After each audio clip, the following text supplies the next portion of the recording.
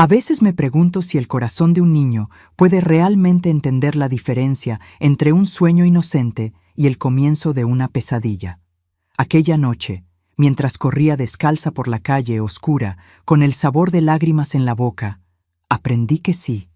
Hola, mis queridos. Aquí es la abuelita Zuleide, con mis 72 años de vida, hablando directamente desde mi humilde casita en Puebla, donde el viento frío de la sierra corta los huesos en invierno, y los recuerdos a veces duelen más que el frío.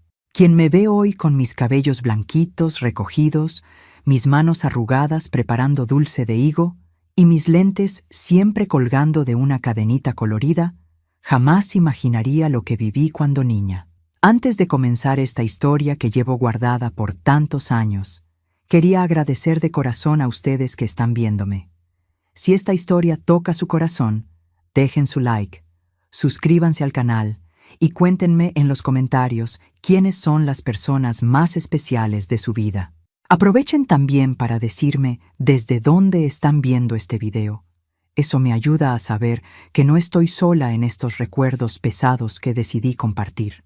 Nací en 1953, en una Puebla muy diferente a la que conocemos hoy.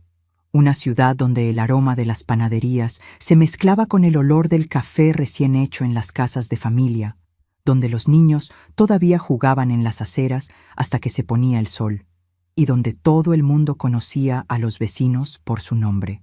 Nuestra casa quedaba en el barrio San Francisco, una casita modesta de madera pintada de azul claro con un pequeño jardín al frente, donde mi madre cultivaba geranios y begonias que dejaban la entrada colorida incluso en los días más grises.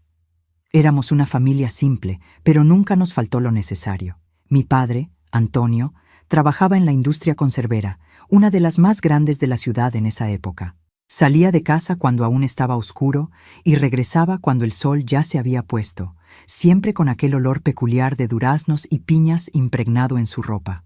Mi madre, Ivonne, era costurera, de esas que hacían milagros con retazos, transformando pedazos olvidados de tela en colchas, cortinas e incluso vestidos para las fiestecitas de la escuela. Yo era hija única, y eso, en mi cabecita de niña, era el único problema de mi vida. Mientras las otras niñas se quejaban de los hermanos que jalaban sus trenzas o rompían sus muñecas, yo soñaba con tener a alguien con quien compartir mis juguetes, mis secretos, mi vida, un hermanito o una hermanita que fuera mi compañero para siempre. «Mamá, ¿cuándo voy a tener un hermanito?», preguntaba casi todos los días mientras la ayudaba a tender la ropa en el patio. Mi madre siempre sonreía de aquella manera suya, medio triste, medio esperanzada. Un día, mi hija, cuando Dios quiera. Yo no entendía por qué Dios tardaba tanto en querer, ya que rezaba todas las noches pidiendo un hermanito. Hacía promesas infantiles también. Prometía arreglar mi cama todos los días, comer toda la comida del plato sin quejarme, sacar solo buenas notas en la escuela. Pero los meses pasaban, y mi pedido seguía sin respuesta. Nuestra rutina era simple y predecible. Por la mañana mi padre salía para el trabajo después de tomar el café negro y fuerte que mi madre preparaba. Yo iba a la escuela primaria del barrio, donde estudiaba aplicadamente, siempre entre las mejores de la clase. Por la tarde, volvía a casa y ayudaba a mi madre con los quehaceres domésticos, o me quedaba sentada cerca de ella mientras cosía, contándole las historias que había aprendido en la escuela o que inventaba en mi cabeza fértil.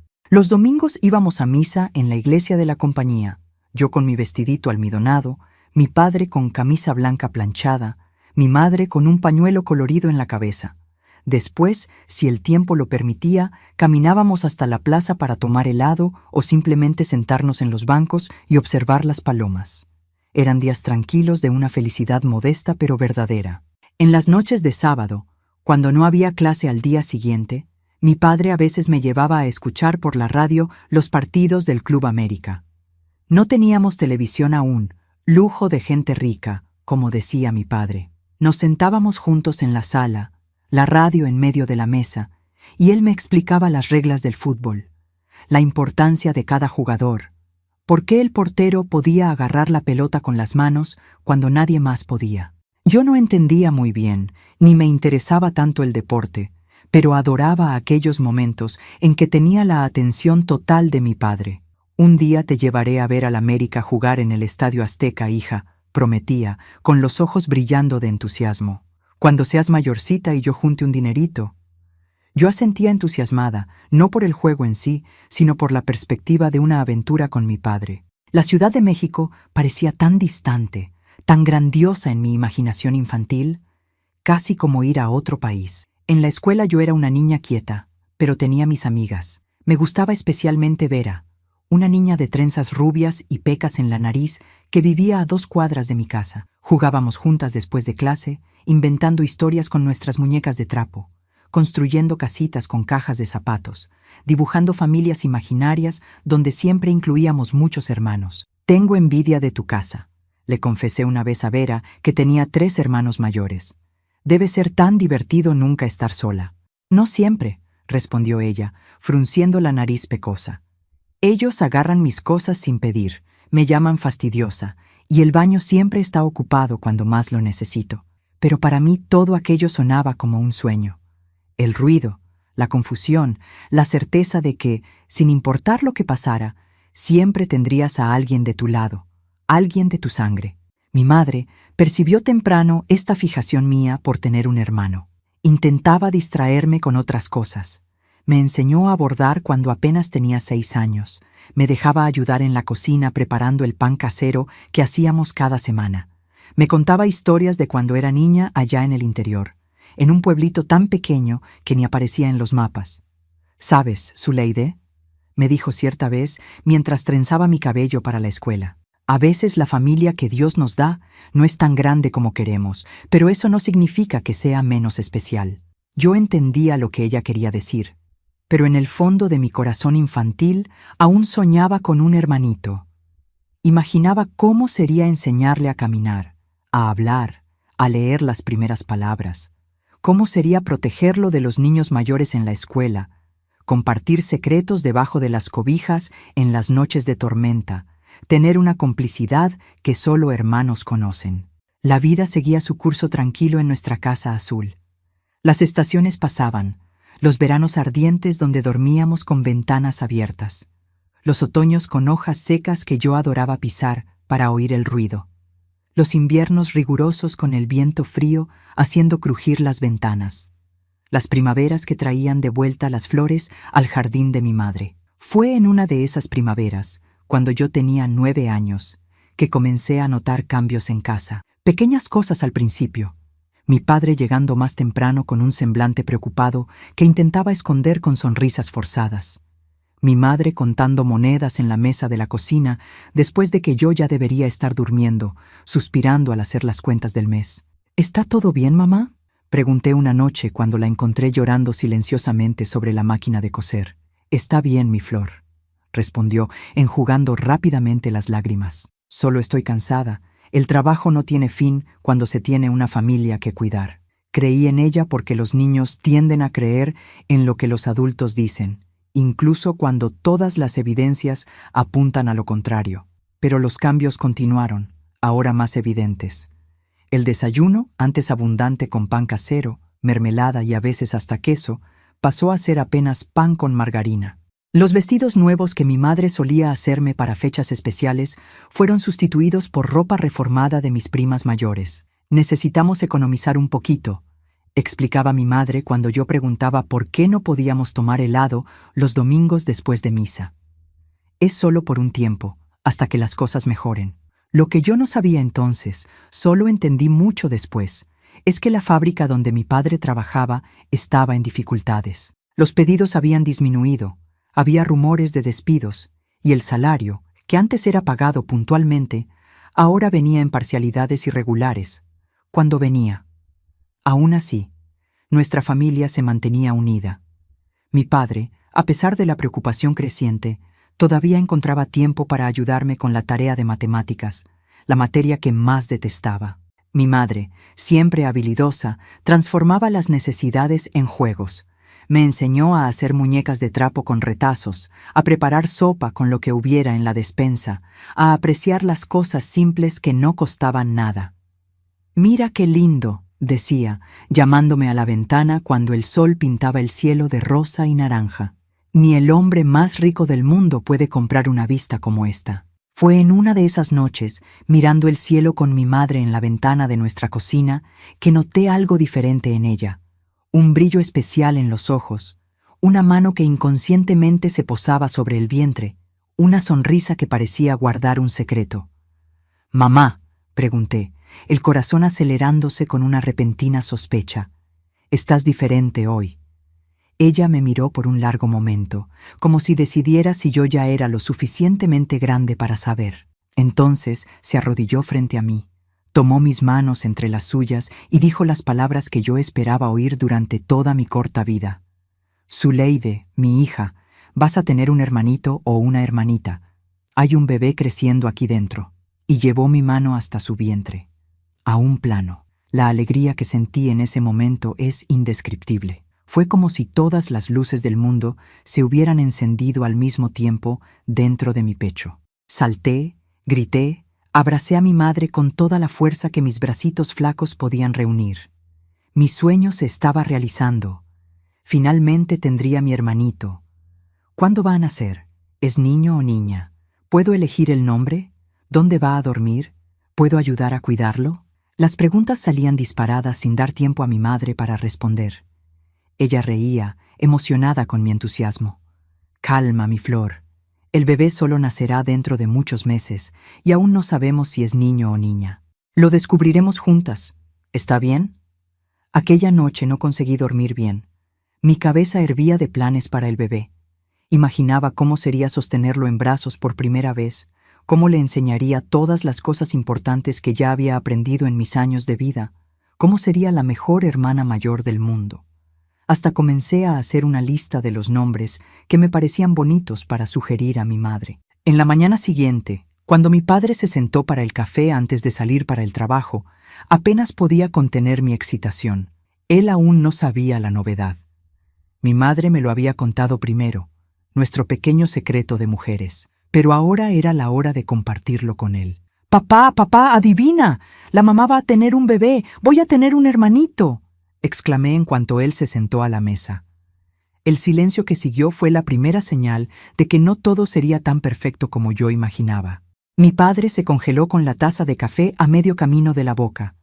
Su rostro, normalmente afectuoso, se endureció en una expresión que nunca había visto antes. «¿Qué?», preguntó, mirando a mi madre, que estaba parada junto a la estufa, pálida como la harina que usábamos para hacer pan. «Es verdad, Antonio», confirmó ella, la voz casi un susurro.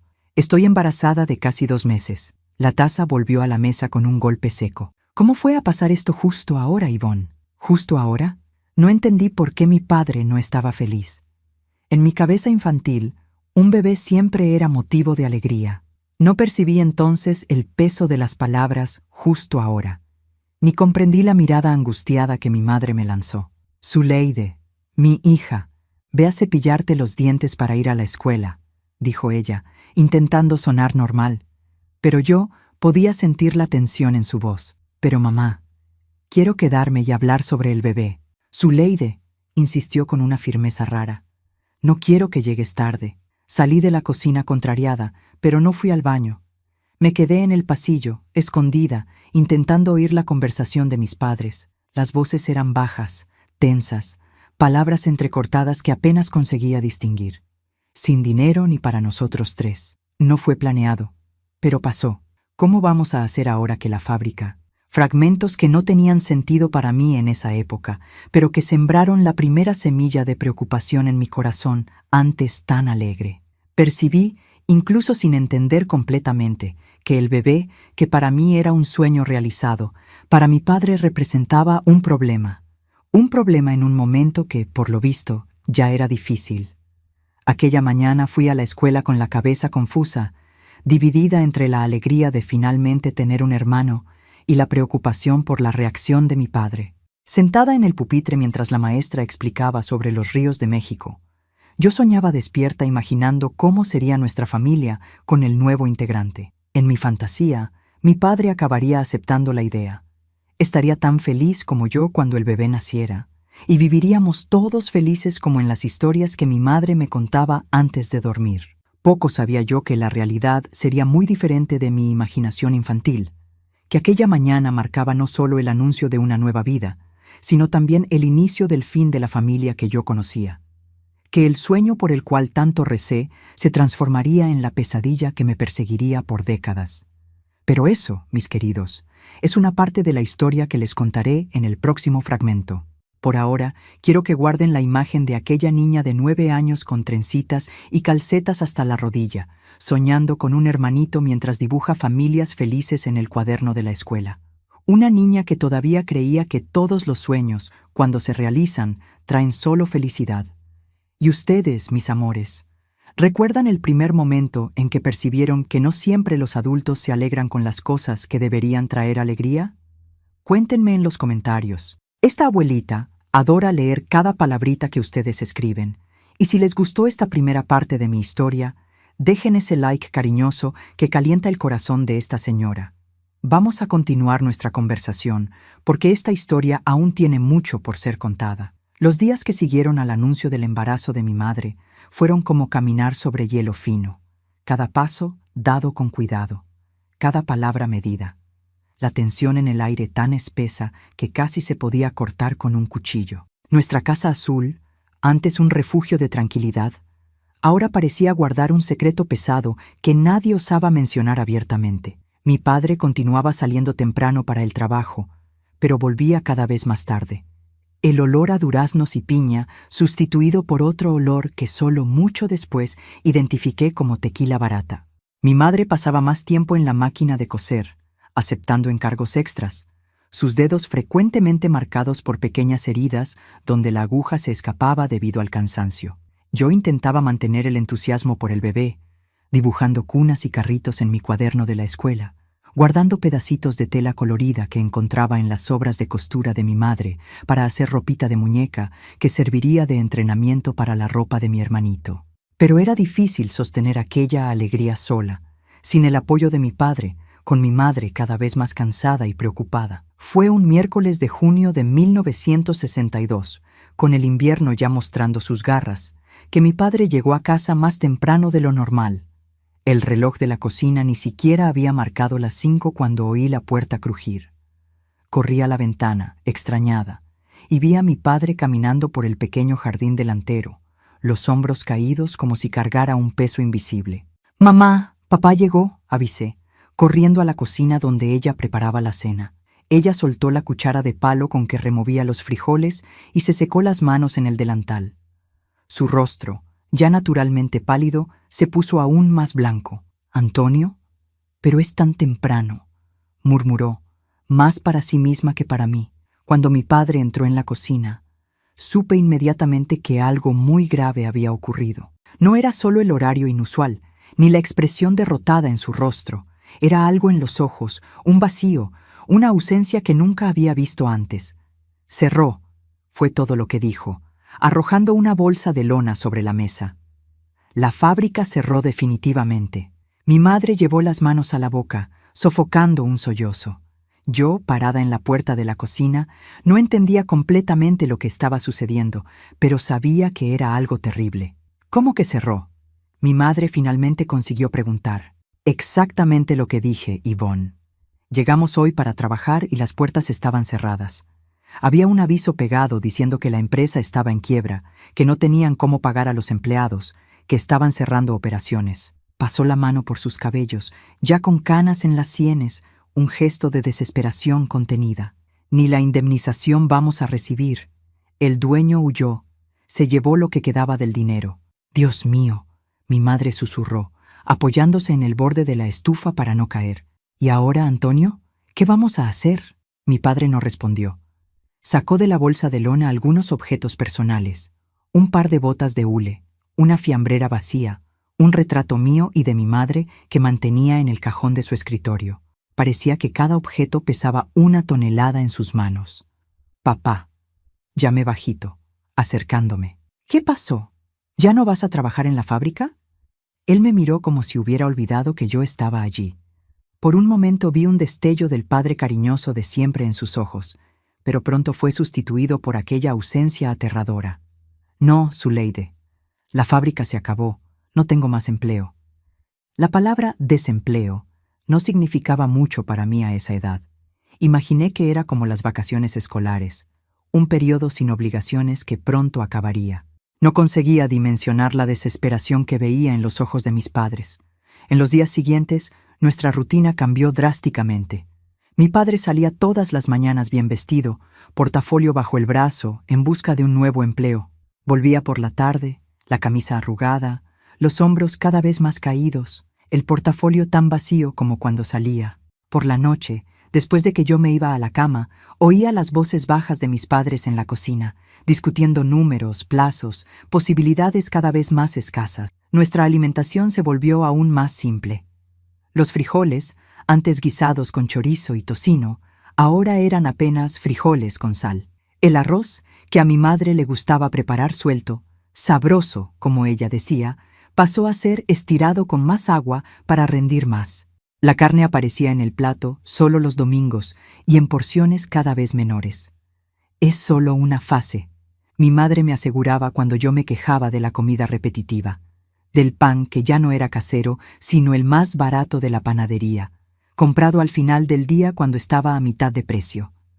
Pronto tu padre encontrará otro trabajo y volveremos a comer como antes. Pero las semanas se transformaron en meses y la situación solo empeoraba. El vientre de mi madre comenzó a crecer, haciendo más difícil para ella trabajar en la máquina de coser por largas horas. Los dolores de espalda, los pies hinchados, el cansancio constante, todo eso reducía su capacidad de aceptar encargos, justo cuando más necesitábamos el ingreso extra. El invierno de 1962 fue particularmente riguroso en Puebla. El viento frío que baja de la sierra parecía encontrar todas las rendijas de nuestra casa de madera. Dormíamos con varias cobijas, muchas de ellas remendadas. Yo usaba calcetines para dormir, algo que nunca había necesitado antes. La estufa de leña de la cocina, nuestro principal calefactor, ahora era encendida con parsimonia. La leña también costaba dinero. Una noche desperté con el ruido de algo siendo quebrado. Asustada, salí de la cama y fui hasta la puerta de mi cuarto, abriendo apenas una rendija para espiar el pasillo. La luz de la cocina estaba encendida y pude oír la voz de mi padre, más alta de lo normal. ¿Cómo vamos a mantener a otro hijo, Ivonne? Apenas tenemos que comer ahora, y cuando el bebé nazca, pañales, leche, médico, ¿con qué dinero? Habla bajo, Antonio, vas a despertar a Zuleide, mi madre imploraba, la voz temblorosa. No es culpa del bebé. Claro que no es culpa de él, es nuestra culpa.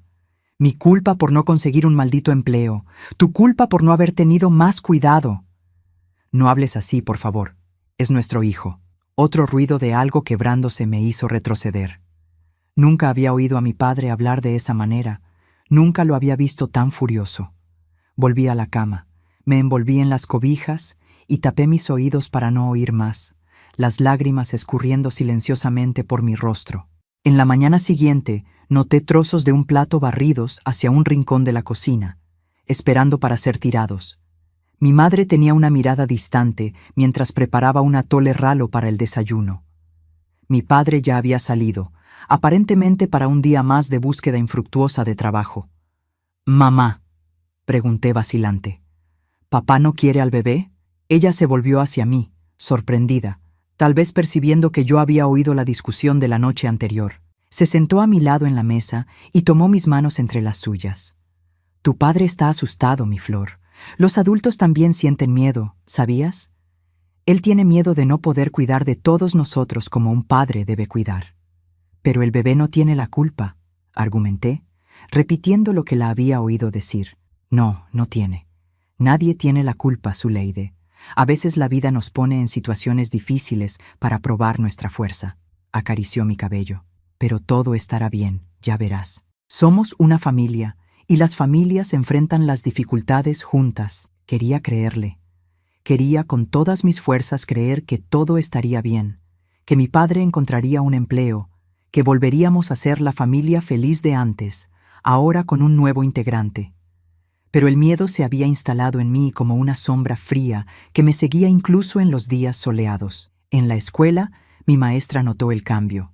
Yo, que siempre había sido una alumna participativa, ahora estaba callada, distraída, a veces con el cuaderno en blanco al final de la clase. ¿Está todo bien en casa, Zuleide?, preguntó un día, llamándome para conversar después de que todos habían salido. No supe qué responder. En casa, mi madre siempre decía que no comentáramos nuestras dificultades con nadie. Los problemas de familia se resuelven en familia, era su lema. Pero la maestra Olivia tenía ojos amables y una voz que inspiraba confianza. Mi padre perdió el empleo, confesé finalmente, y mi madre va a tener un bebé. Estamos sin dinero. Ella asintió, comprensiva. Muchas familias están pasando por dificultades, Zuleide. La situación económica del país no está fácil. Sacó algo de su cajón y me entregó un pequeño paquete envuelto en papel marrón.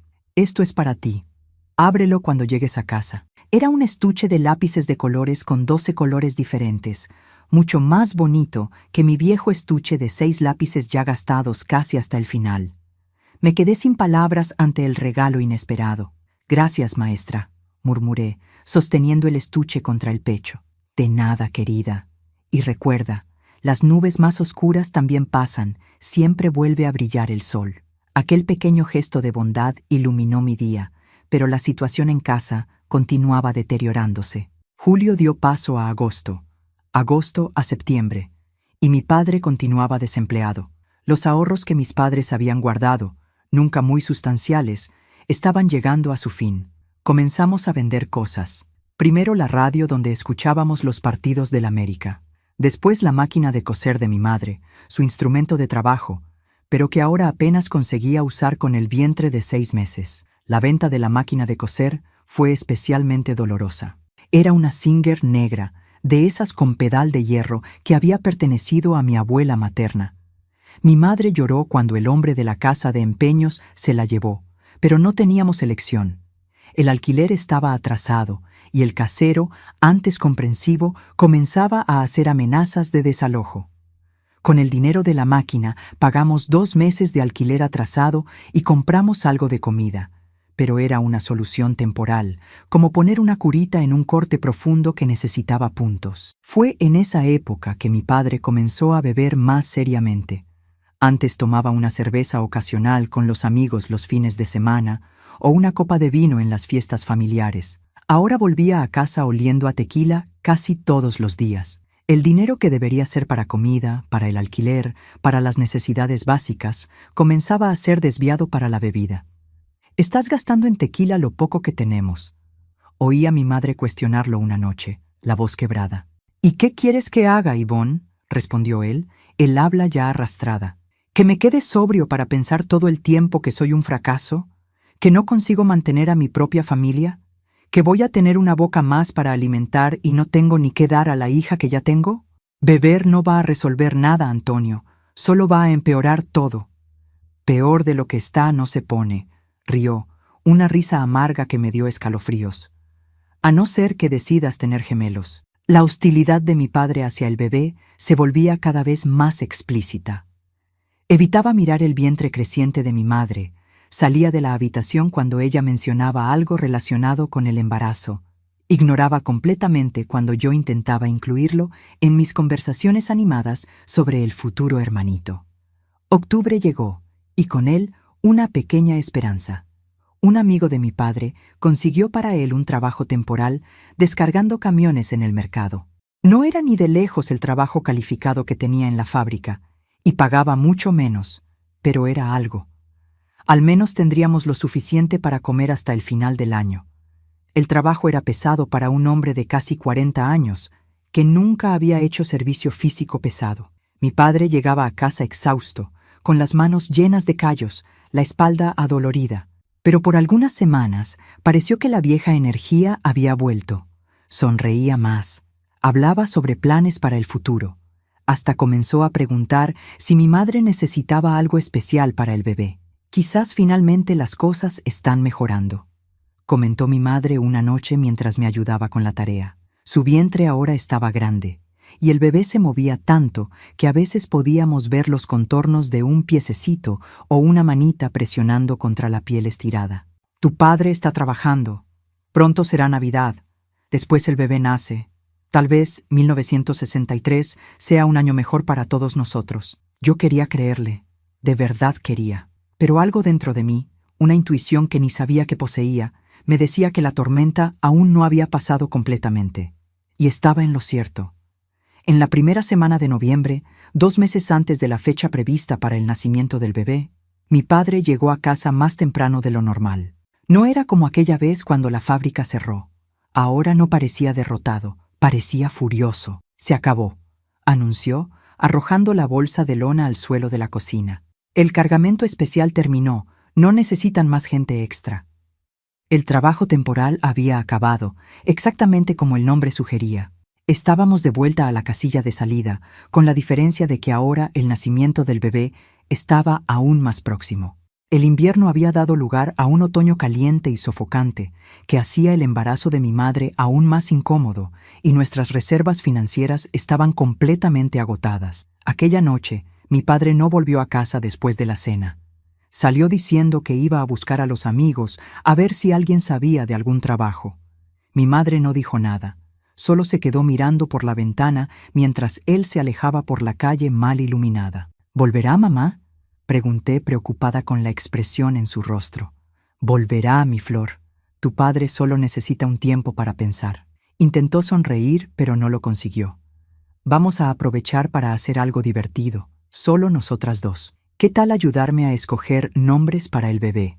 Pasamos la noche haciendo listas de nombres. Daniel o Mateo si fuera niño, Ana o Lucía si fuera niña. Dibujamos cómo imaginábamos que sería el rostro del bebé. Conversamos sobre cómo yo sería la mejor hermana mayor del mundo. Por algunas horas conseguimos olvidar nuestras preocupaciones, viviendo en aquel mundo de expectativas y sueños que solo una nueva vida puede crear. Mi padre volvió tarde, muy tarde. Yo ya estaba en la cama, pero no conseguía dormir. Oí la puerta delantera abrirse con dificultad, pasos pesados e inseguros en el pasillo, el ruido de algo cayendo, probablemente él mismo tropezando con sus propios pies. Después, voces. La de mi madre, baja, controlada, probablemente intentando no despertarme. La de él, alta, arrastrada, sin el mismo cuidado. No puede continuar así, Antonio. Piensa en Zuleide, piensa en el bebé. El bebé, siempre el maldito bebé. No hablas de otra cosa. El tono de la discusión fue aumentando. Palabras que nunca había oído decir a mi padre, acusaciones, recriminaciones, la voz de mi madre cada vez más angustiada, intentando calmarlo, intentando hacer que bajara el tono. Entonces, el sonido que lo cambiaría todo, el inconfundible ruido de una bofetada, seguido del grito ahogado de mi madre. Salté de la cama, el corazón desbocado. Corrí hacia la puerta del cuarto, abrí una rendija, miré hacia el pasillo. La luz de la cocina estaba encendida, proyectando sombras alargadas en las paredes. Lo que vi a continuación quedaría grabado para siempre en mi memoria, como una cicatriz que nunca desaparece completamente. Mi padre, aquel hombre que un día había sido gentil y amoroso, ahora transformado por el alcohol y la desesperación, levantando la mano contra mi madre embarazada de 7 meses. «Nunca deberíamos haber tenido este bebé», gritaba fuera de sí.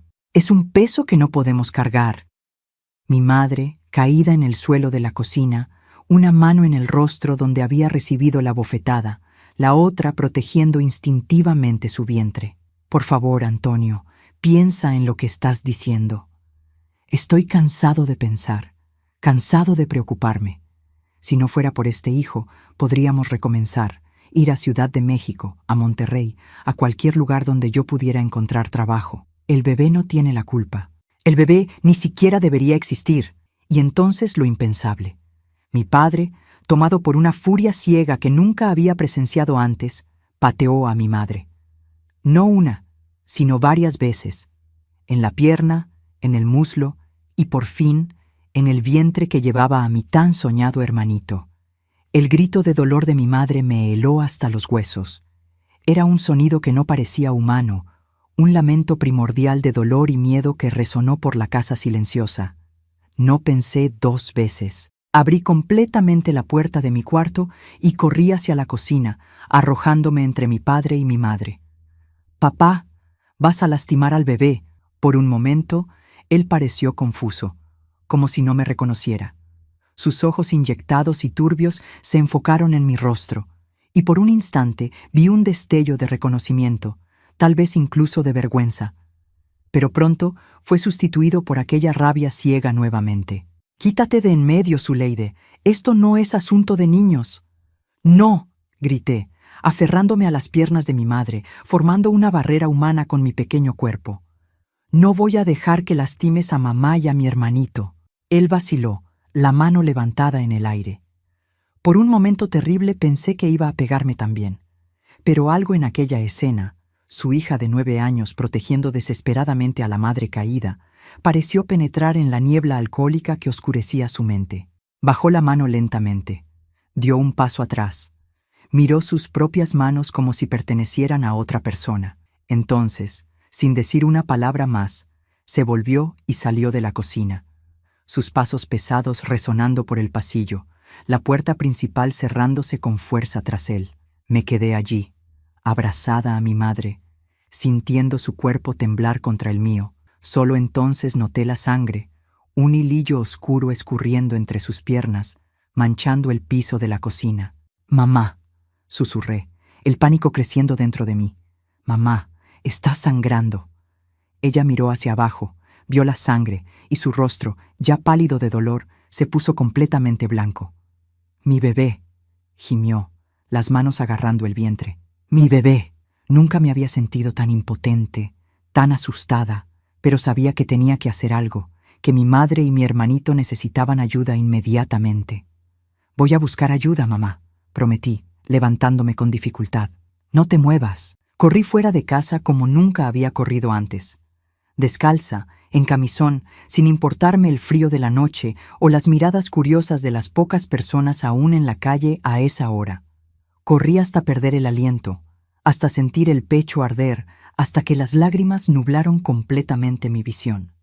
Estaba corriendo hacia la comisaría más cercana, el único lugar que mi mente en pánico conseguía pensar dónde encontraría ayuda a esa hora de la noche. Corrí como si mi propia vida dependiera de ello, y de cierta forma dependía, porque aquella noche terrible de noviembre de 1962 no era solo el destino de mi hermanito lo que estaba en juego, sino el futuro de toda nuestra familia. Lo que pasó cuando llegué a la comisaría, cómo reaccionaron los policías al ver a una niña de 9 años en pánico, y lo que encontramos cuando volvimos a casa. Eso, mis queridos, forma parte del capítulo más oscuro de mi vida, una historia que llevo como una cicatriz invisible desde hace más de 60 años. Corrí por la calle oscura con el corazón casi saliéndose por la boca, mis pies descalzos lastimados por las piedras y trozos de vidrio que ni siquiera sentía. El miedo me impulsaba como un motor invisible. Miedo de perder a mi madre, miedo de perder al hermanito que ni siquiera había llegado al mundo, miedo de lo que mi padre podría hacer si volvía antes de que yo consiguiera ayuda. La comisaría quedaba a 8 cuadras de nuestra casa, en el centro de Puebla. En aquella época no era un edificio imponente como son hoy, sino una casa antigua adaptada, con un letrero descolorido y una única patrulla estacionada enfrente. La luz amarillenta que salía por las ventanas fue lo más reconfortante que vi en aquella noche terrible. Entré tropezando, jadeante, las lágrimas mezcladas con el sudor en mi rostro.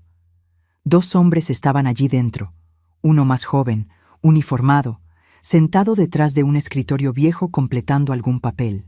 El otro, mayor, con bigote grisáceo y ojeras profundas, estaba de pie junto a un archivo de metal. Cuando me vieron, una niña de 9 años en camisón, descalza, con el rostro contraído de pavor, se congelaron por un instante.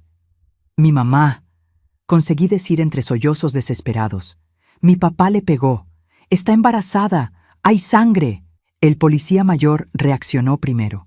No hizo preguntas, no perdió tiempo con formalidades, simplemente tomó su gorra, se la puso en la cabeza y vino hacia mí.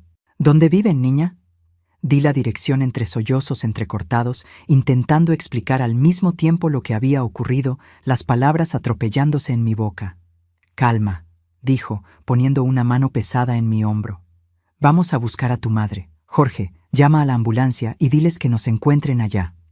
El policía más joven tomó el teléfono y comenzó a marcar, mientras el otro me conducía afuera, hacia la patrulla. Abrió la puerta para mí y me ayudó a subir al asiento delantero. Yo nunca había andado en un coche de policía antes. En otras circunstancias me habría fascinado. En aquel momento solo conseguía pensar en volver a casa lo más rápido posible. El trayecto que me había parecido interminable cuando vine corriendo fue recorrido en minutos en la patrulla. Las calles desiertas de Puebla pasaban como un borrón por las ventanas, las luces de los postes creando extraños patrones de luz y sombra dentro del auto. «¿Cómo te llamas, niña?», preguntó el policía mientras conducía más rápido de lo permitido. «Zuleide», respondí, la voz aún temblando. «¿Y el de tu madre?» «Ivonne». «¿Tu padre tiene armas en casa, Zuleide?» La pregunta me tomó por sorpresa. Nunca había pensado en eso. «No creo que no. Cuando le pega a tu madre, ¿usa alguna cosa? ¿Cinturón, vara, trozo de madera?»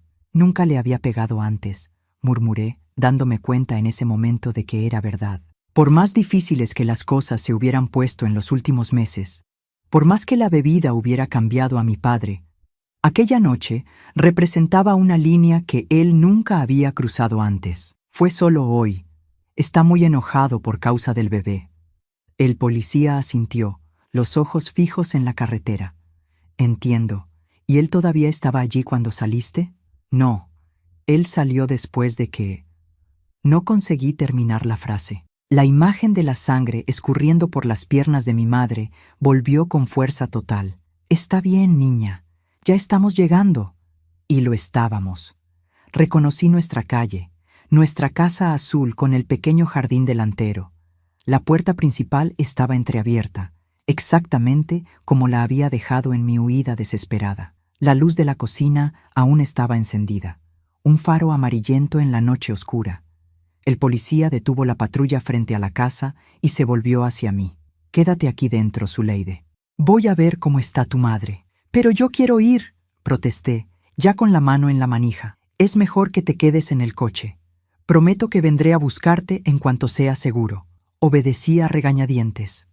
Por la ventanilla de la patrulla observé al policía acercarse cautelosamente a la puerta entreabierta, la mano en la funda de su arma, listo para cualquier situación. Desapareció dentro de la casa, y los segundos que siguieron fueron los más largos de mi vida. Entonces, de repente, reapareció en la puerta, haciendo señas urgentemente, no para mí, sino para alguien que yo no podía ver desde mi posición. Solo entonces noté que una ambulancia había llegado. Ni siquiera había oído la sirena, tan concentrada estaba en nuestra casa, tan sumergida en mi propio miedo. 2 hombres de blanco bajaron corriendo de la ambulancia, cargando una camilla, entraron en la casa y minutos después reaparecieron cargando a mi madre. Incluso a distancia pude ver lo pálida que estaba, casi transparente bajo la luz débil de los postes de la calle. Su camisón, antes blanco, estaba manchado de rojo oscuro en la parte baja. No conseguí quedarme más en el auto. Abrí la puerta y corrí hacia la camilla, ignorando la advertencia del policía.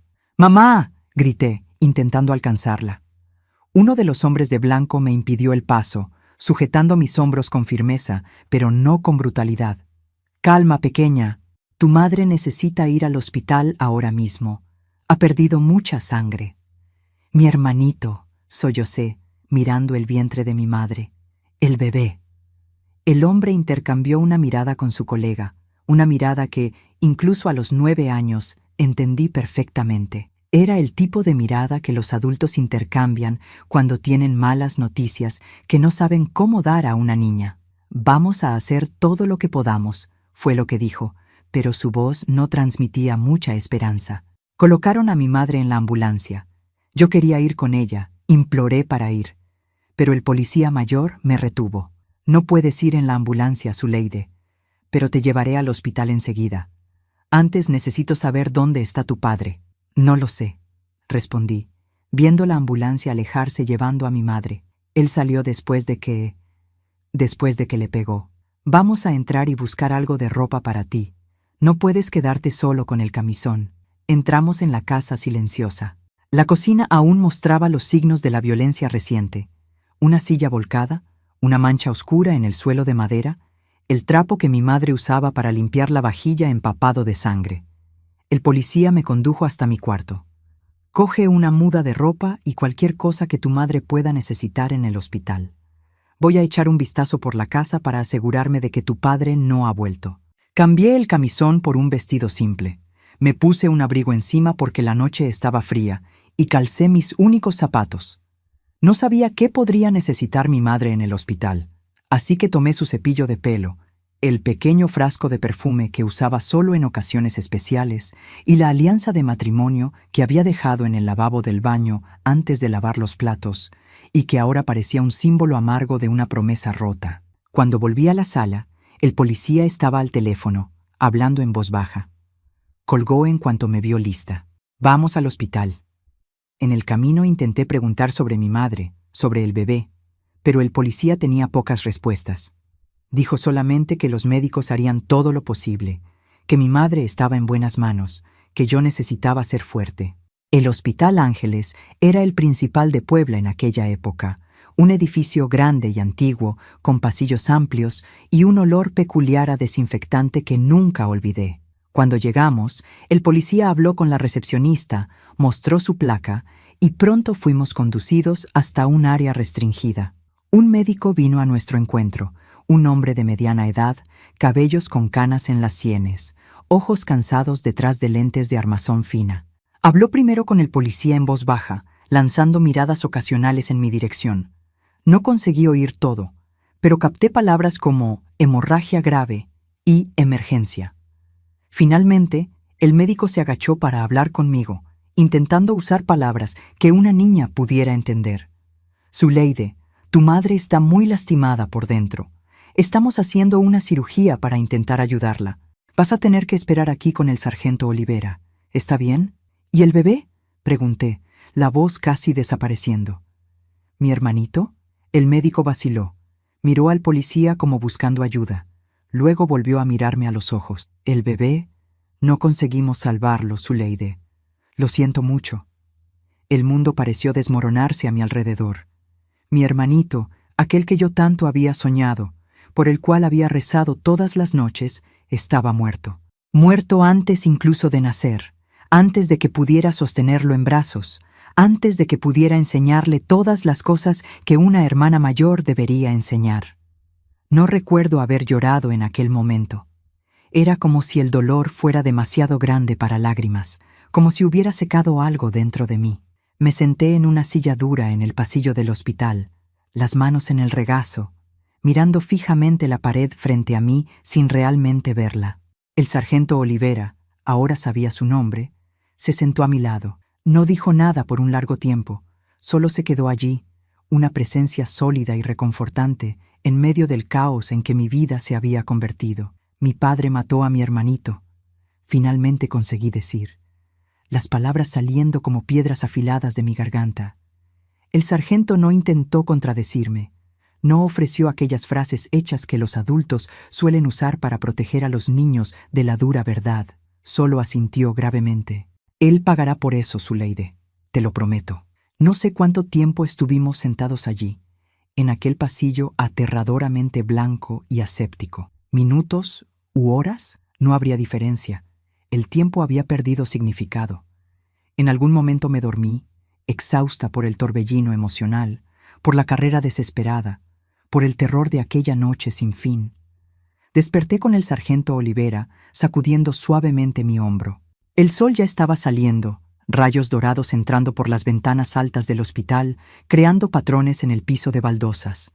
El médico quiere hablar con nosotros, dijo, el rostro serio pero no sombrío.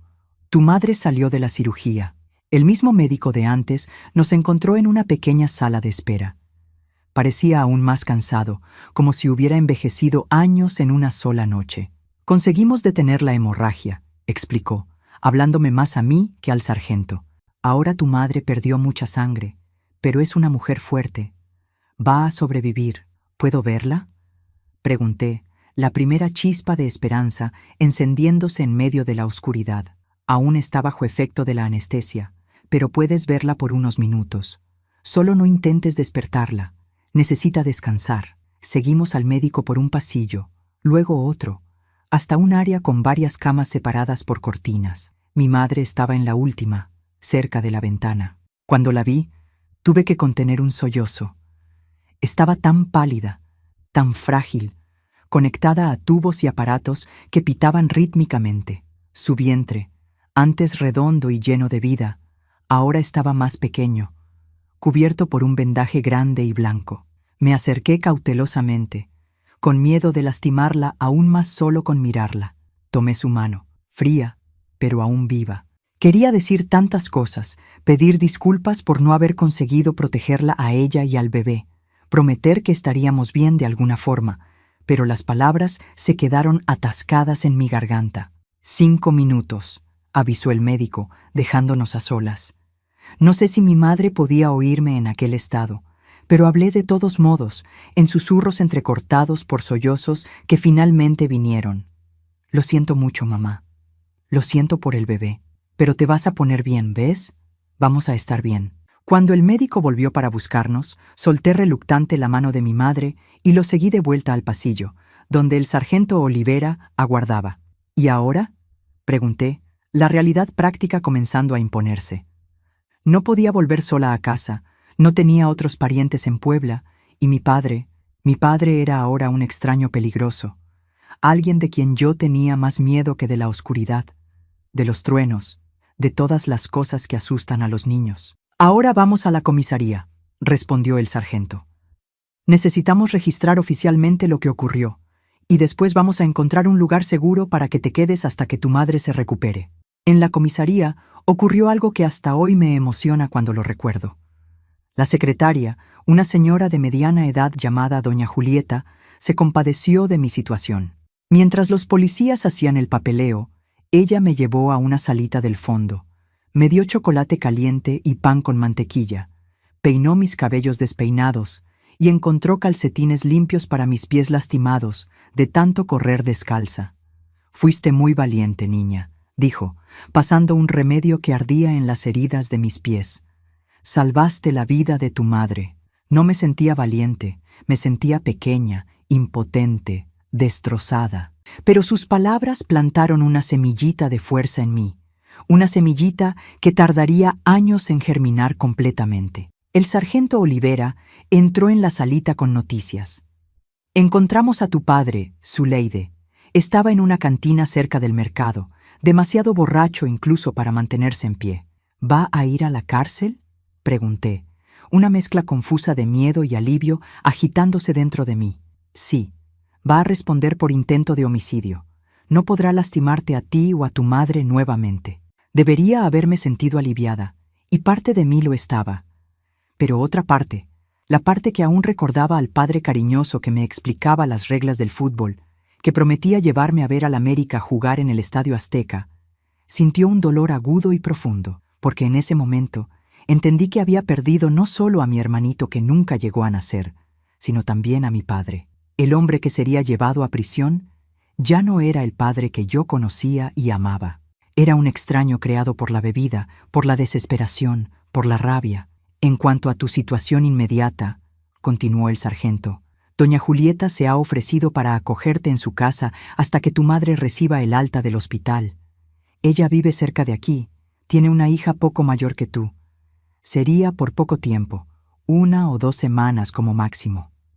Miré a doña Julieta, que me sonrió gentilmente. No era una desconocida completa después de sus gentilezas, pero aún así, la idea de ir a la casa de alguien que apenas conocía me asustaba. Por otro lado, ¿cuáles eran las alternativas? ¿Un albergue para menores? ¿Quedarme sola en la comisaría? ¿Puedo visitar a mi madre en el hospital?, pregunté, siendo esa mi mayor preocupación. Todos los días, garantizó doña Julieta. Yo misma te llevaré. Y así fue decidido. Fui a la casa modesta pero acogedora de doña Julieta. Conocí a su hija Teresa, que tenía 12 años, y me prestó ropa y libros para leer. Y me adapté a una rutina temporal que incluía visitas diarias al hospital. Cada día mi madre parecía un poco mejor, un poco más fuerte, aunque la tristeza en sus ojos era un abismo sin fondo. Una semana después del incidente, Estaba lo suficientemente recuperada para hablar sobre el futuro. «No podemos volver a esa casa, Zuleide», dijo, sosteniendo mis manos entre las suyas. Estábamos solas en la habitación del hospital, el sol de la tarde entrando por la ventana, iluminando su rostro aún pálido pero determinado. Hay demasiados recuerdos malos allí ahora. ¿A dónde iremos entonces?, pregunté, el miedo a lo desconocido mezclándose con la esperanza de un nuevo comienzo. Tengo una prima en Ciudad de México. Le escribí contándole lo que pasó. Dice que podemos quedarnos con ella hasta que nos establezcamos. Es una ciudad grande, con más oportunidades. Podemos recomenzar allí. Ciudad de México, la ciudad que mi padre siempre había prometido llevarme para ver jugar al América. Ahora iríamos a vivir allí, pero sin él. La vida tenía una ironía cruel a veces. ¿Cuándo nos vamos? Tan pronto como me den el alta, tal vez la próxima semana. El sargento Olivera se ofreció para ir hasta nuestra casa y recoger nuestras cosas. Vaciló, una sombra pasando por su rostro. ¿Hay algo especial que quieras que traiga? ¿Algún juguete? ¿Libro? Pensé en mi pequeño cuarto en la casa azul, en las pocas pertenencias que tenía, en los dibujos que había hecho para el bebé que nunca llegaría. Nada de eso importaba ya. Solo el álbum de fotografías, respondí. Aquel que tiene las fotos de cuando yo era pequeña. Ella asintió, comprendiendo. No estábamos solo dejando una casa atrás, estábamos dejando una vida entera, pero nos llevaríamos los recuerdos de los tiempos buenos, antes de que todo se derrumbara. Será un nuevo comienzo para nosotras dos, mi flor, dijo ella acariciando mi rostro. No será fácil al principio, pero lo lograremos. Nos tenemos la una a la otra. El día en que mi madre recibió el alta del hospital, el sargento Olivera vino a buscarnos en su patrulla particular. En el asiento trasero estaban 2 maletas con nuestra ropa y objetos personales, incluyendo el álbum de fotografías que yo había pedido. El juicio de su esposo será en algunos meses, le explicó a mi madre mientras conducía hacia la terminal de autobuses. Voy a necesitar la dirección de ustedes en Ciudad de México para mantenerlas informadas. Gracias por todo, sargento, respondió mi madre, la voz embargada de emoción. No sé qué hubiera pasado si Zuleide no hubiera sido tan valiente aquella noche. El sargento me miró por el retrovisor, una sonrisa triste en los labios. Tiene una hija muy especial, doña Ivonne. Cuídela bien. En la terminal, él insistió en comprar nuestros boletos con su propio dinero, ignorando las protestas de mi madre. Considérelo un regalo de despedida, dijo, entregando los boletos para el autobús de las 2 de la tarde. Y una inversión en el futuro, Zuleide. Estoy seguro de que ella hará cosas importantes en la vida. Nos despedimos allí mismo en la plataforma de embarque. El sargento Olivera, aquel hombre que había entrado en nuestras vidas en la peor noche posible y que se había convertido en una especie de ángel protector, nos dio un abrazo torpe pero sincero. Si necesitan cualquier cosa, saben dónde encontrarme. Fueron sus últimas palabras. Cuando el autobús comenzó a moverse, miré por la ventana hacia la ciudad que dejábamos atrás. Puebla con sus calles empedradas, sus casas antiguas, sus panaderías famosas. La ciudad donde nací, donde viví mi infancia, donde soñé con un hermanito que nunca conocería. La ciudad que ahora asociaba con dolor, pérdida y traición. A mi lado, mi madre también miraba por la ventana, lágrimas silenciosas escurriendo por su rostro marcado por el sufrimiento reciente. Tomé su mano entre las mías en una inversión de papeles. Ahora era yo quien intentaba confortarla. «Todo estará bien, mamá», susurré, esperando creer en mis propias palabras. «Nosotras estaremos bien». El autobús aceleró, dejando Puebla cada vez más atrás, llevándonos hacia Ciudad de México, hacia lo desconocido, hacia un futuro que en aquel momento parecía aterrador, pero que eventualmente nos traería, si no la felicidad completa, al menos la paz que tanto necesitábamos. En aquel viaje de 4 horas por la carretera, mientras mi madre dormitaba a mi lado, exhausta por la recuperación aún incompleta, hice una promesa silenciosa para el hermanito que nunca conocí, que viviría también por él, que encontraría alegría también por él, que no dejaría que su breve existencia hubiera sido en vano. Y así comenzó el más difícil capítulo de mi vida. La lucha para reconstruir desde cero, para sanar heridas que parecían incurables, para encontrar un camino en medio de las ruinas de lo que un día fue una familia feliz. Ciudad de México nos recibió con una llovizna fina y persistente aquella tarde de noviembre de 1962. Recuerdo el gris del cielo mezclándose con el gris de los edificios, mucho más altos que cualquier construcción en Puebla. La capital mexicana parecía un gigante comparada con la ciudad que dejamos atrás. Ruidosa, movida, llena de luces, coches y desconocidos apresurados. La prima de mi madre, Leonor, nos esperaba en la terminal. Era una mujer de unos 40 años, cabellos oscuros recogidos en un moño severo, labios finos y una mirada que mezclaba compasión y cierto aire de «te lo dije». Más tarde descubrí que ella nunca había aprobado el matrimonio de mi madre con mi padre. Pensaba que él no era confiable. Palabras de ella. «Ivonne, Dios mío, estás como un fantasma», fueron sus primeras palabras al ver a mi madre bajando del autobús, todavía visiblemente debilitada por la cirugía, el rostro marcado por una palidez enfermiza. Después sus ojos se posaron en mí, la niña flacucha de 9 años con ojeras profundas y una mirada mucho más vieja que su edad. «Y esta debe ser Zuleide. La última vez que te vi, eras un bebé de brazos». El departamento de Leonor quedaba en la colonia Roma, en un edificio antiguo de 3 pisos sin elevador. Era pequeño, una sala que también servía de habitación para ella, un cuartito del fondo donde mi madre y yo nos quedaríamos, una cocina apretada y un baño que teníamos que compartir. Pero era limpio, organizado y principalmente seguro. Ningún fantasma nos esperaba allí, ningún recuerdo doloroso acechaba en los rincones. Leonor trabajaba como secretaria en un despacho de abogados en el centro de la ciudad y vivía sola desde la muerte de su marido 5 años antes. No habían tenido hijos, algo que ella decía no lamentar. Los hombres solo traen problemas y los hijos dan demasiado trabajo. Era su lema, aunque sus acciones eran mucho más gentiles que sus palabras. En los primeros días en Ciudad de México, mi madre prácticamente no salió de la cama. La recuperación física de la cirugía, sumada al trauma emocional de la pérdida del bebé y de la violencia sufrida, había drenado todas sus fuerzas. Yo pasaba horas sentada a su lado, contándole historias que inventaba, describiendo lo que veía por la ventana del departamento, intentando de alguna forma llenar el silencio pesado que se había instalado entre nosotras. Leonor asumió todos los cuidados prácticos. Compraba comida, preparaba las comidas, hasta me ayudaba con el baño y a cepillarme los dientes. Por la noche, cuando pensaba que yo estaba dormida, la oía conversar en voz baja con mi madre, intentando animarla. «Tienes que reaccionar, Ivonne, por la niña, si no por ti misma».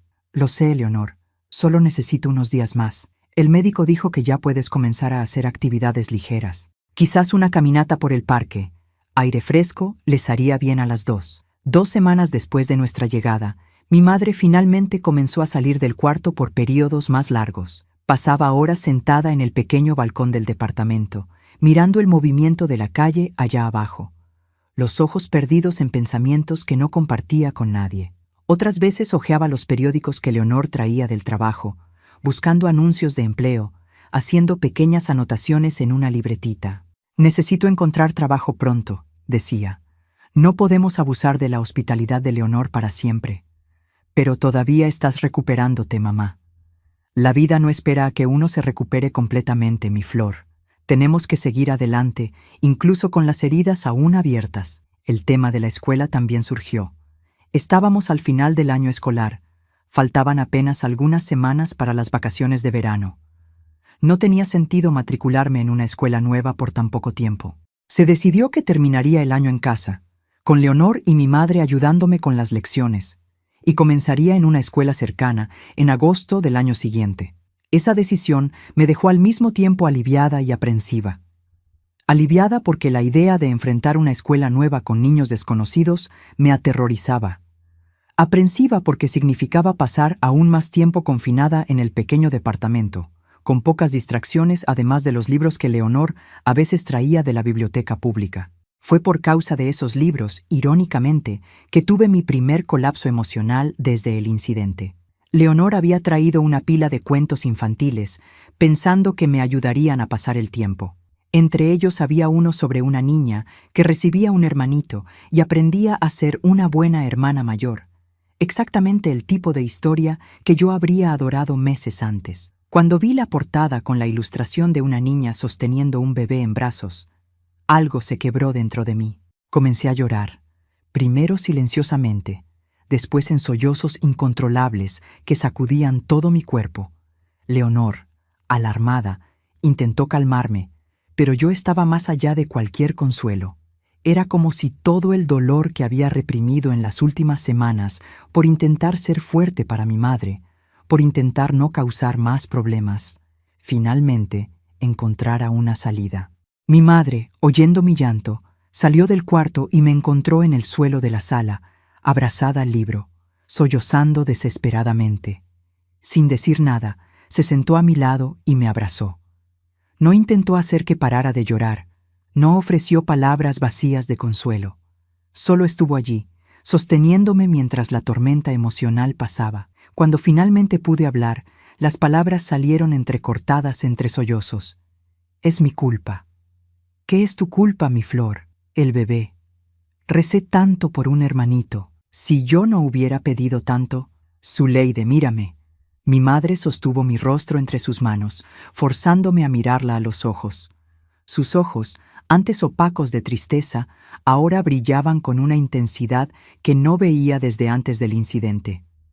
Nada de esto es tu culpa, ¿entiendes? Nada. Fue tu padre quien hizo aquello, no tú. Nunca tú.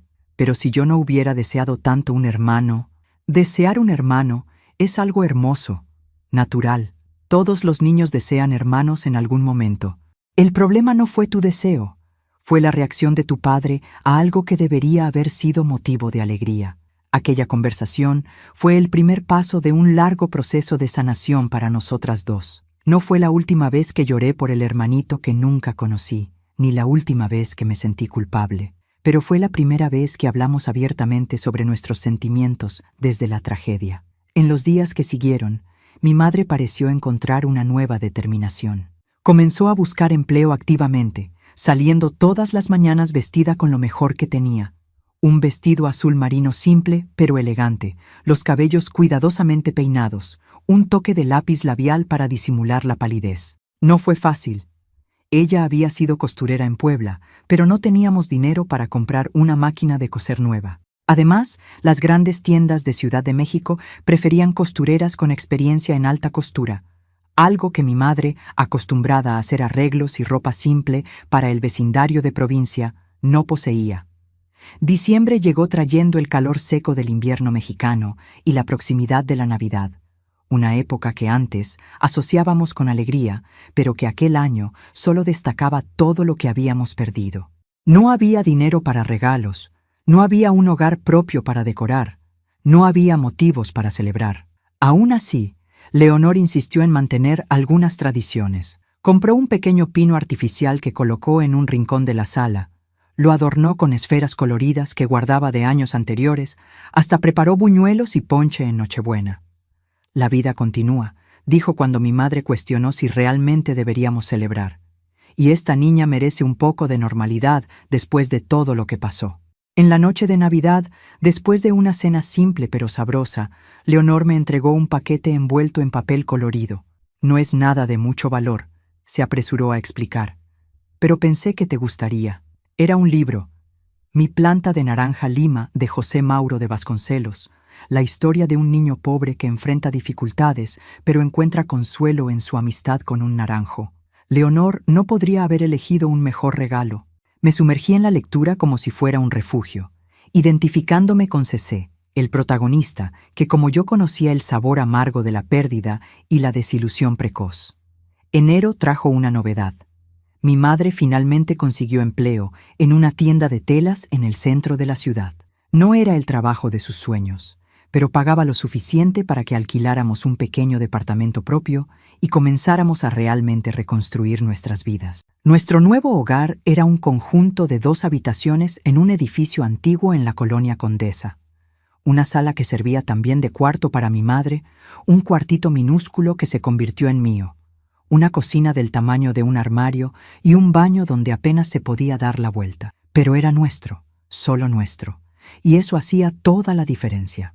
Los muebles vinieron de tiendas de segunda mano y donaciones. Una cama individual para mí, un sofá cama para mi madre, una mesa pequeña con 2 sillas desparejadas, una estufa de 2 hornillas, un refrigerador que hacía un ruido extraño pero funcionaba. Leonor nos dio platos, cubiertos, ollas, cosas que tenía duplicadas o que no usaba más. «No es mucho», dijo mi madre la primera noche que dormimos allí, mirando alrededor del departamento simple. «Pero es un comienzo, nuestro comienzo». Agosto llegó, y con él mi primer día de clases en la nueva escuela. La primaria Miguel Hidalgo era más grande que mi antigua escuela en Puebla, con más alumnos, más ruido, más de todo. Entré en el salón de 4º año con el corazón en la garganta, sintiendo las miradas curiosas de los otros alumnos evaluándome. La niña nueva con ropa demasiado simple, la mirada asustada de un animal acorralado. La maestra, doña Elena, me presentó a la clase con gentileza. «Esta es Zuleide, que vino de Puebla para vivir con nosotros en Ciudad de México. Espero que todos la hagan sentir bienvenida». Las primeras semanas fueron difíciles. Yo era naturalmente tímida, y las experiencias recientes me habían vuelto aún más retraída. Me sentaba al fondo del salón, hablaba solo cuando me preguntaban directamente. Pasaba los recreos sola leyendo mi amado Mi planta de naranja lima, que ya me había memorizado de tantas relecturas. Fue doña Elena quien notó mi aislamiento y tomó la iniciativa de ayudarme a integrarme. Percibiendo que yo tenía facilidad con la redacción, escribir historias era mi escape, mi forma de procesar todo lo que había ocurrido, me pidió que ayudara a otros alumnos que tenían dificultad con la materia. «Tienes un don, Zuleide», me dijo, «y compartir nuestros dones es una forma de hacer amigos». Lentamente comencé a salir de mi caparazón. Primero ayudando a Marta, una niña de trenzas rubias que tenía dificultad para escribir composiciones. Después a Pablo, un niño pecoso que le gustaba el fútbol y me recordaba un poco a mi padre en los tiempos buenos. Alejé ese pensamiento rápidamente. Poco a poco, dejé de ser la niña nueva para ser Zuleide, la que cuenta historias interesantes y ayuda con las redacciones. En casa las cosas también mejoraban gradualmente. El trabajo en la tienda de telas no era ideal, pero permitía que mi madre usara su conocimiento sobre costura para aconsejar a los clientes y, ocasionalmente, el dueño le permitía hacer pequeños servicios de costura en sus horas libres, lo que generaba un ingreso extra. Los domingos, nuestro único día completamente libre, explorábamos la ciudad. Conocimos el bosque de Chapultepec con sus lagos y monumentos, el mercado de la Merced con sus puestos coloridos de frutas y verduras, el Zócalo donde nos quedábamos observando la enorme bandera y soñando con viajes que sabíamos que nunca haríamos. Fue durante uno de esos paseos dominicales, casi un año después de nuestra llegada a Ciudad de México, que mi madre recibió la noticia que cambiaría nuevamente el rumbo de nuestras vidas. Estábamos volviendo a casa cuando encontramos a Leonor, que venía a visitarnos. «Recibí una carta del sargento Olivera», dijo después de los saludos iniciales. «Ha estado intentando contactarlas, pero como cambiaron de dirección, mi corazón se aceleró». El sargento Olivera representaba una conexión con aquella noche terrible, con Puebla, con todo lo que habíamos intentado dejar atrás. «¿Qué quería?», preguntó mi madre, la voz tensa. El juicio de Antonio concluyó. Fue condenado a 12 años de prisión por intento de homicidio y por lo que pasó con el bebé. Mi madre cerró los ojos por un momento, absorbiendo la información. Cuando los abrió nuevamente, había una mezcla de alivio y tristeza en ellos. 12 años, murmuró.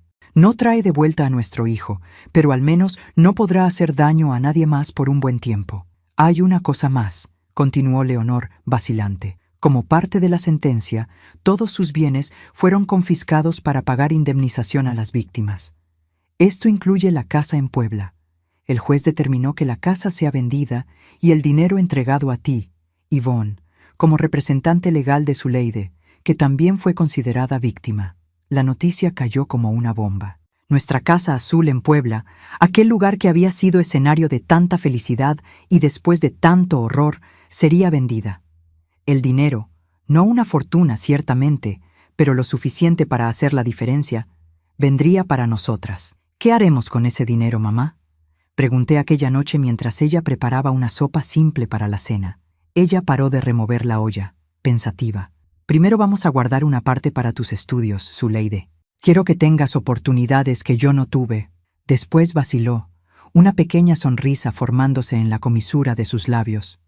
Siempre soñé con tener mi propio taller de costura. Tal vez sea hora de transformar ese sueño en realidad. El dinero de la venta de la casa llegó 3 meses después. No era una fortuna, como esperábamos, pero era suficiente para un nuevo comienzo. Mi madre, fiel a su palabra, depositó parte en una cuenta de ahorros a mi nombre para la universidad, decía ella.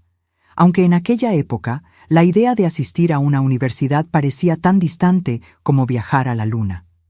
Con el resto, alquiló un pequeño local comercial cerca de casa y abrió el taller Yvonne, especializado en ropa a medida y arreglos finos. Compró una máquina de coser industrial, usada pero en buen estado, telas de calidad, diversos avíos, mandó a hacer tarjetas de presentación simples que distribuía en las tiendas del vecindario. Los primeros meses fueron difíciles, con pocos clientes y muchos gastos, pero mi madre, que había aprendido de la peor manera a ser fuerte, no se rindió. Trabajaba hasta tarde, aceptaba cualquier servicio por menor que fuera, se esmeraba en cada detalle como si estuviera cosiendo para la primera dama. Poco a poco, el boca a boca comenzó a funcionar. Una cliente satisfecha recomendaba a una amiga, que recomendaba a otra. Señoras de la colonia comenzaron a frecuentar el taller no solo para costura, sino para conversar, tomar un cafecito, intercambiar recetas y chismes. El taller Yvonne se convirtió en un pequeño punto de encuentro femenino. Yo ayudaba después de la escuela y los fines de semana. Aprendí a coser botones, a hacer dobladillos, a planchar ropa en el punto exacto. Más que habilidades prácticas, aprendí sobre perseverancia, sobre reconstruir la vida después de la tragedia, sobre encontrar belleza en los retazos descartados. Los años fueron pasando, 1964, 1965, 1966. México cambiaba a nuestro alrededor. Llegaron las Olimpiadas, hubo protestas estudiantiles, represión, pero en nuestro pequeño mundo construíamos lentamente una nueva normalidad. No era la vida que habíamos soñado en Puebla, pero era una vida que poco a poco volvía a tener momentos de alegría. Cumplí 15 años en 1968, ahora una adolescente con sueños y preocupaciones típicas de la edad. La niña traumatizada de Puebla había dado lugar a una joven que, aunque cargaba cicatrices invisibles, había aprendido a sonreír nuevamente, a hacer planes, a creer en el futuro. El taller prosperaba modestamente. No éramos ricas, nunca lo seríamos, pero teníamos lo suficiente para vivir con dignidad. Nos mudamos a un departamento más grande, todavía en La Condesa, pero con 2 habitaciones verdaderas, una sala de estar separada, una cocina donde más de una persona podía moverse al mismo tiempo. Mi madre, que durante años se había dedicado exclusivamente al trabajo y a mí, comenzó tímidamente a abrirse a otras posibilidades. Aceptó la invitación de una cliente para un té benéfico, fue al cine con las amigas del taller, hasta permitió que la vecina del 302 le presentara a su hermano viudo que había venido de provincia. «No estoy buscando un nuevo marido», me aseguró, notando mi mirada preocupada cuando se arreglaba para ese encuentro. «Pero no puedo pasar el resto de la vida con miedo, Zuleide. En algún momento tenemos que arriesgarnos nuevamente». Carlos, el hermano de la vecina, era un hombre tranquilo de mediana edad, profesor de matemáticas jubilado, que ahora daba clases particulares. No se parecía en nada a mi padre, ni físicamente ni en el temperamento. Donde mi padre era impulsivo y apasionado, Carlos era calmo y reflexivo. Donde mi padre era expansivo y ruidoso, Carlos era contenido y silencioso. Comenzó a frecuentar nuestra casa los domingos para la comida. Siempre traía un dulce de postre, un libro que pensaba que yo podría disfrutar, una flor simple para mi madre. Nunca intentó asumir el papel de padre para mí, nunca presionó por más de lo que mi madre estaba dispuesta a dar. Lentamente, casi imperceptiblemente, se volvió parte de nuestras vidas. Me ayudaba con las tareas de matemáticas, materia en la que siempre tuve dificultad. Arreglaba pequeñas cosas en el departamento, un grifo que goteaba, un estante flojo, una persiana que se atascaba. Nos llevaba a pasear en coche los domingos, mostrándonos partes de Ciudad de México que nunca habíamos visitado. En 1970, cuando yo tenía 17 años y estaba en el último año de preparatoria, mi madre me llamó para una conversación seria. Carlos me pidió matrimonio, Zuleide. No me sorprendí. Había visto la relación de ellos evolucionar a lo largo de los últimos 2 años. Había notado el brillo que había vuelto a los ojos de mi madre, la ligereza que ahora permeaba sus movimientos. ¿Y qué le respondiste? Le dije que necesitaba hablar contigo primero, que cualquier decisión de ese tipo nos afectaría a las dos. Sentí un nudo en la garganta, emocionada por su consideración. ¿Lo amas, mamá? Ella sonrió, una sonrisa genuina que iluminó su rostro de una forma que no veía desde antes de la tragedia. Lo amo. No de la forma intensa y arrolladora que amé a tu padre al principio. Es un amor más calmo, más maduro, un amor que no duele. Entonces dile que sí, respondí, sosteniendo sus manos. Te mereces ser feliz, mamá. Las dos lo merecemos. La boda fue sencilla, en la iglesia de la colonia, con pocos invitados. Algunas clientes fieles del taller, los vecinos más cercanos, la familia de Carlos. Leonor vino, claro, ahora con los cabellos completamente blancos, pero la misma mirada perspicaz. Hasta el sargento Olivera apareció, trayendo como regalo un juego de manteles que su esposa había bordado especialmente para la ocasión. Mi madre usó un vestido que ella misma confeccionó, no blanco, que le parecía inapropiado para un segundo matrimonio, sino un tono azul que combinaba con sus ojos. Estaba radiante, más joven que sus 37 años, como si un peso enorme hubiera sido finalmente retirado de sus hombros. Nos mudamos a la casa de Carlos poco después, una casa simple pero espaciosa en la colonia del Valle, con un pequeño jardín donde mi madre plantó geranios y begonias como en nuestro antiguo hogar en Puebla.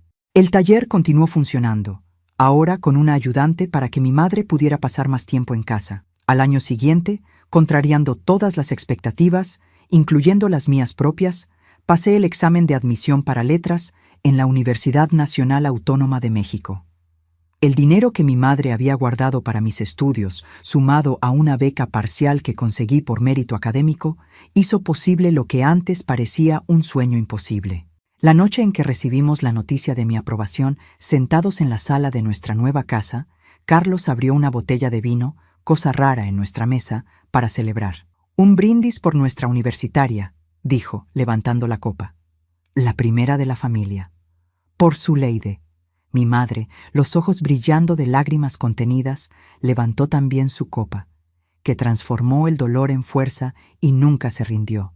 En ese momento, mirando a aquellas 2 personas que se habían convertido en mi familia reconstruida, sentí una ola de gratitud tan intensa que apenas podía respirar. Habíamos pasado por tanto, habíamos perdido tanto, pero de alguna forma, contra todas las probabilidades, habíamos encontrado un camino hacia la felicidad. Y si a veces, en los momentos más quietos de la noche, yo todavía pensaba en el hermanito que nunca conocí, si aún sentía aquella punzada de dolor por lo que podría haber sido y nunca fue, también sentía una certeza creciente. Él no había muerto en vano. Su breve existencia nos había llevado a esta nueva vida, a esta segunda oportunidad, a esta posibilidad de sanación y redención. Como mi madre siempre decía, algunas heridas nunca cierran completamente, pero aprendemos a vivir con ellas, a incorporarlas a nuestra historia, a transformarlas de fuente de dolor en fuente de fuerza y comprensión. La niña que corrió descalza por las calles de Puebla aquella noche terrible de noviembre de 1962 nunca podría imaginar la mujer que se convertiría, los desafíos que superaría, la vida que construiría a partir de las cenizas de la tragedia. Pero es así como crecemos, ¿no? Un paso doloroso a la vez, un día difícil tras otro, hasta mirar atrás y darnos cuenta de lo lejos que hemos llegado. Y el viaje, mis queridos, apenas estaba comenzando.